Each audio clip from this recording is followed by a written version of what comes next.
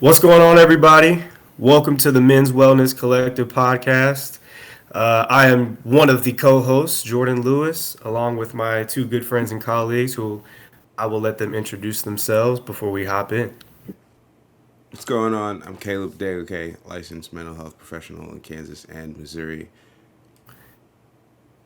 And then, hey everybody, I'm Daylen Burney, still a master's student and counseling intern here in Kansas City, Missouri. So, again, this is the Men's Wellness Collective podcast.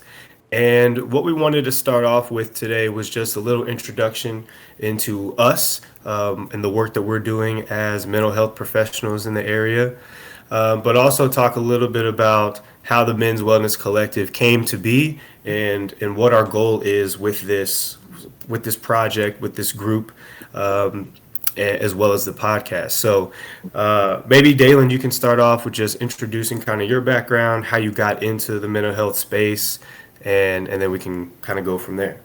Yeah, I'd love to. So I guess, starting way back. I'm originally from Tulsa, Oklahoma, and then I've lived in Kansas City for the last 5 years now. But I think for mental health, me, it was something that was never, ever talked about. And as a man, I was never told to express emotions or just deal with anything. So, at the age of 7, I learned to deal with grief just kind of on my own. My sister passed away, and then saw my grandparents, had some friends pass away growing up, and it was just, you dealt with it kind of at the funeral, and then that was it. And you never talked about anything. I played really competitive sports, had a pretty severe back injury the whole time, and was just told that I had to tough it up and man it up. And when I was just in incredible pain the whole time. So I think having my own experience of not being able to express these things and talk about stuff, and no one really seemed interested because I was a guy, never felt right to me. So as I got older and got in college, and I kind of started having more connections and understanding how things work, and I loved listening to other people, it just kind of made sense to me to want to be able to talk about things and feel stuff, and it felt good to do that for the first time. So kind of through my own journey of not being able to experience what was actually happening to me, I kind of fell into mental health and the counseling world. Awesome. Yeah, good stuff. Thanks for sharing. Yeah. Caleb, how about you? So I was born in Nigeria and moved here in 2002. And so having to live in two different worlds and two different cultures at the same time it was its own journey and its own battle. And similar to Daylen, we don't talk about our feelings at all, especially men.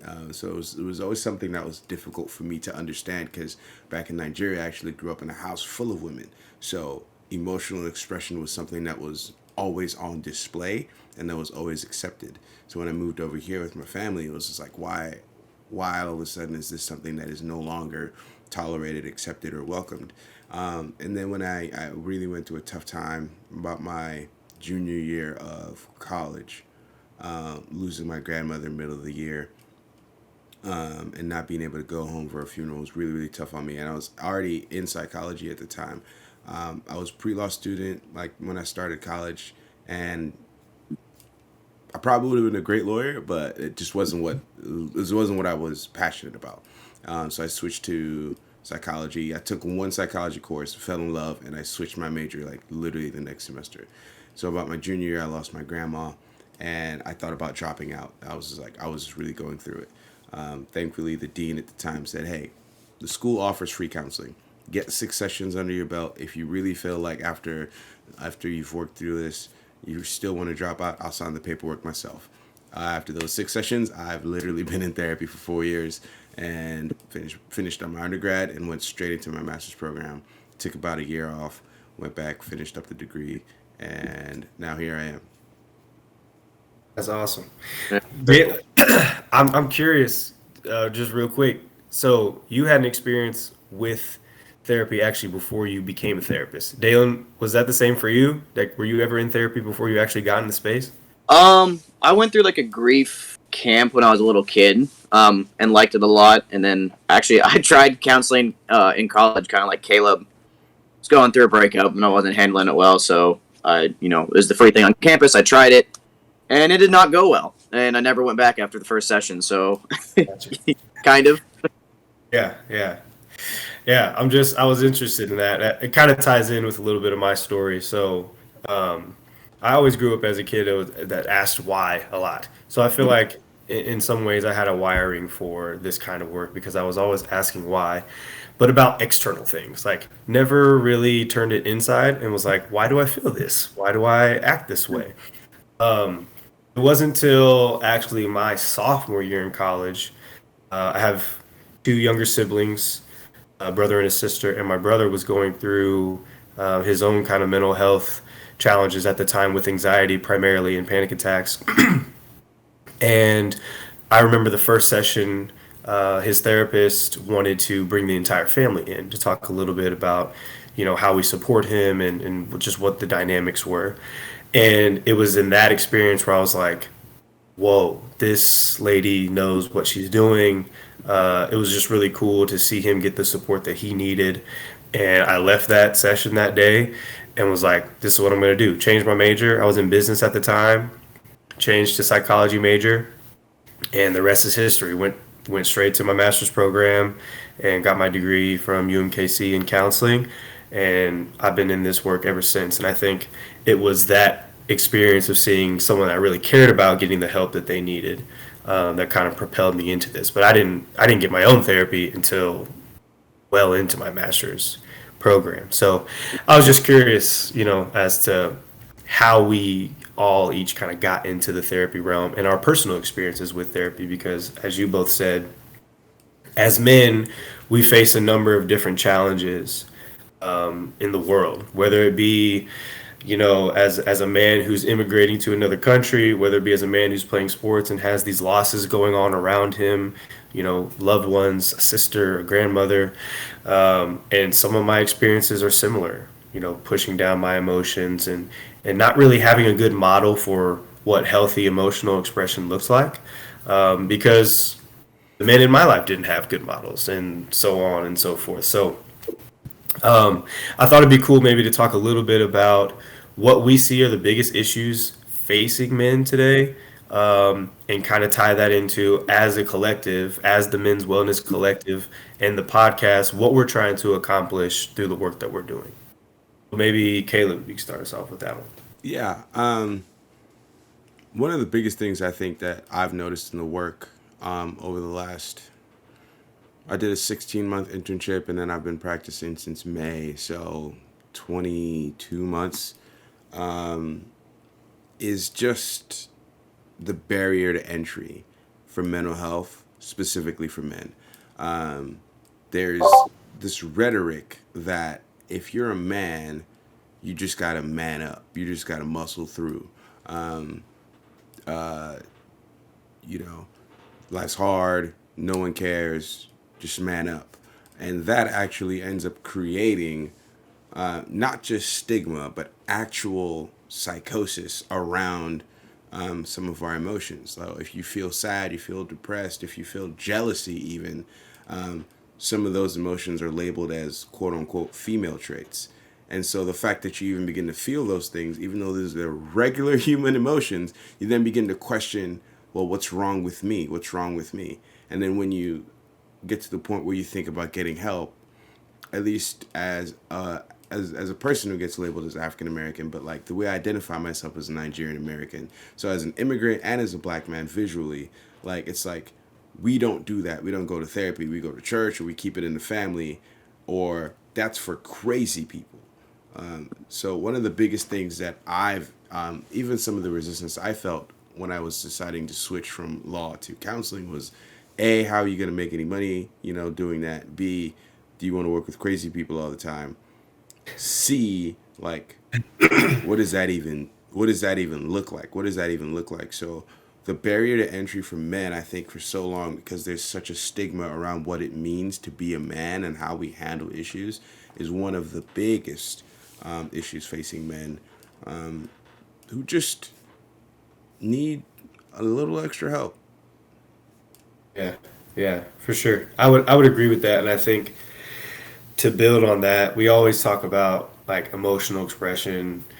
I I think it's becoming like more of a discussion now of like men need to be vulnerable, right? But one of the things that kind of frustrates me around that discussion is like there's that's a skill, and there are like things that go into practicing vulnerability. And so I think one of the big things for me, I think of the challenges for men in relational sense, whether it be fathers to their children or partners to the people in their life on a romantic level. I think the ability to share kind of your inner experience and be vulnerable and tying into what you said, like using that emotional expression to get close with people, I think is one of the big challenges. Because when I talk to a lot of men, whether they're my clients or just friends in my circle or family members, I think a lot of men in today's day and age would express this kind of general feeling of feeling alone, and just feeling like they don't have anyone because they haven't learned the skills on how to let people into their internal world and how to really like build that intimacy and closeness with people. So when shit hits the fan, right, when we lose someone or when we go through a breakup or whatever the case might be, we don't actually know who to turn to, and we tend to shoulder that weight on our own, which then perpetuates the cycle, right? It's like I'm doing this alone, I'm carrying all of this, it's heavy, I'm sad, I'm lonely, but I don't know who to share that with. And so we pile more on and more on and more on. And that's what as I envision the Men's Wellness Collective and what we want to do. One of the big things for me is being a space where men can come and hear perspectives and share their perspectives and build community with other men, so that when the big stuff happens in their life, they can feel like, oh yeah, I know that I have these people to turn to, and I actually have learned what that looks like to share and to build those connections with people. So that would be one of my big things. What about you, Daylen? Yeah, I think I was definitely headed towards like the relational piece, and I think even in particular, like in relation with each other. Like I know, like one of the highest suicide rates is like men over 60 because they get married and have a family, and then their wife dies, and then they're just alone. They don't have any friends because they were never vulnerable with men around them, and so they're just alone. And they've never, asked a guy to hang out, like just as a platonic friend. Like there's this barrier of like being vulnerable and like just asking to be friends with somebody. It's like, hey, I think you're cool, and like, can we hang out? Like we don't do that. Like we have to like be stoic and like, just like you said, suffer through it alone. Yeah, And we can just it's so funny that you say that, because thinking about like as kids, you just hang out with everyone. It's just like, oh, that's my friend, that's my friend. But like, yeah, that path seems to just deviate the older you get. Like, it's socially acceptable for like women to just ask friends to hang out and just do whatever and like go get coffee, and then they develop and maintain those friendships throughout their but like as a guy, like the expectation almost is like provide and make sure people are safe, but you don't have that. You don't have the pleasure aspect of just decompressing and hanging out and going out for a beer or go dirt bike riding or watching movies. That's almost weird, because there's, I think, almost a vulnerability and a fear and stigma around like intimacy, like platonic intimacy with other men, that keeps men from wanting to engage and wanting to reach out and even getting to a point in a platonic friendship with like your best friends where you actually do discuss, you know what, I'm actually having a rough day right now. So I'm glad that you brought that up. yeah. And I think going along with that, like, we don't always have to dump everything on our partners or whatever. It's like we can have this like circle of close people. Even if it's like 1, 2, or 3 people, like we don't have to dump everything on our spouses. Like I feel like I hear women talk about all the time. It's like, I'm my boyfriend or my husband's therapist. And it's like, that's not their job. Like we're supposed to be able to handle this, roughly on our own with other people, and like, versus dumping it all on one person. It should be a couple of different sources. Yeah. I think that's important. Like if you think about men historically, it's like their lives revolve around their kids and their wife, Mm-hmm. right? And having a robust social support system, I think, is just so huge for men to cultivate because, like you said, we put that burden on our kids and on our partners when they become everything, right? And they become the source of like the entire life. So yeah, I love that. Maybe we can wrap it up with if I'm a guy, excuse me, if I'm a guy and maybe I've heard about men's issues and heard about mental health and I'm kind of bogged down, right? Because there's so much in the space nowadays. You got manosphere stuff, you got the Andrew Tates of the world, you got red pill, you got all this noise coming at men of here's how you got to be. If you're a guy searching and you stumble upon the Men's Wellness Collective podcast, what do you two hope that, or what would you tell a guy who's coming to the podcast on what they could expect and what you hope that they get from this? We start with you, Daylen. I think for us, it's just going to be the genuine experience of what we've seen, and it's not this, we're going to tell somebody to do something that's something that we wouldn't do ourselves. And it's like, this has worked for me, and I've seen it work for other people. And it seems, I don't know, genuine. I like that word. That's what I think about a lot when I think of like the disconnect I have with some of the other prominent voices in that men's space. It's like it doesn't feel genuine. Yeah. It feels like a ploy, or it feels like I hear it and go, "You're doing this?" I don't know. I don't buy it. I think it's the easy way. So I love that you said that, Daylen. I agree. I think a genuine expression of yourself as a man is probably the highest form of self you can experience. And I am on that journey. Like my whole journey around like my mental health revolves around the idea of Maslow's hierarchy of needs, right? What do I need to do to achieve self-actualization, right? And then enjoying the journey. Like it's not just get to the top of the triangle, right? It's the experience of going through life, having experiences, connecting with people, growing, developing, changing, getting my needs met so I can be the best version of myself in order to be the best version of myself to everyone else. I need to honor myself, right? I need to be the best version of Caleb. So therefore, Daylen, Jordan, and everyone else that bumps into me experiences the best version of Caleb. Am I always going to be my highest self, my best self? Absolutely not. I mean, it's football season. There's going to be ups and downs all over the place.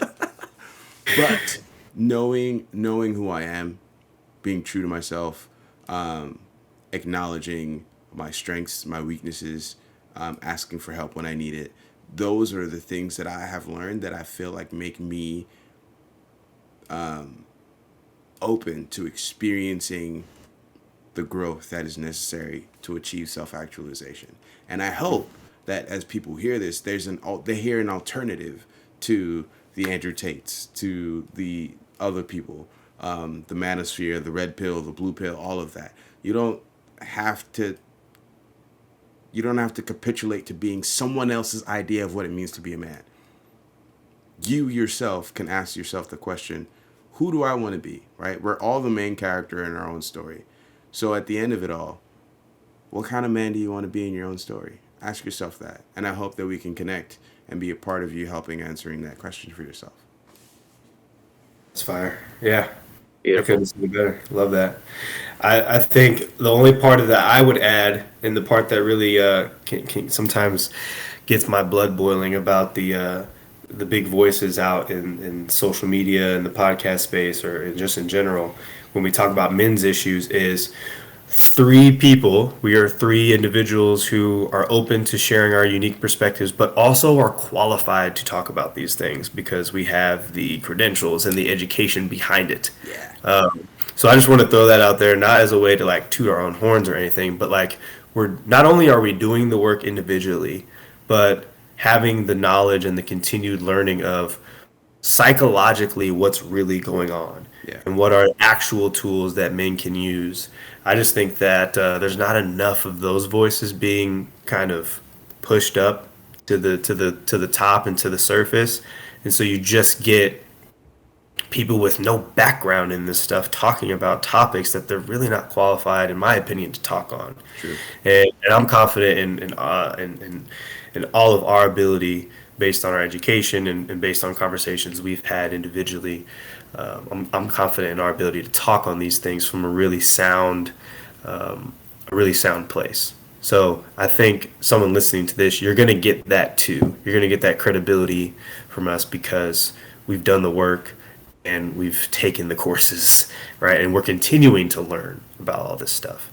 And I think that's what can potentially set something like our podcast apart. And I'm really excited for that. So, Yeah. Agreed. Well, I'm excited for the journey, gentlemen, and for everyone listening, excited for you to join us on this journey, and hope we get to connect and hope you learn something. couldn't have said it better. Appreciate y'all for hopping on. And we look forward to having many more discussions about a myriad of topics that impact men today. So keep rocking with us and stay tuned. There's more good stuff to come.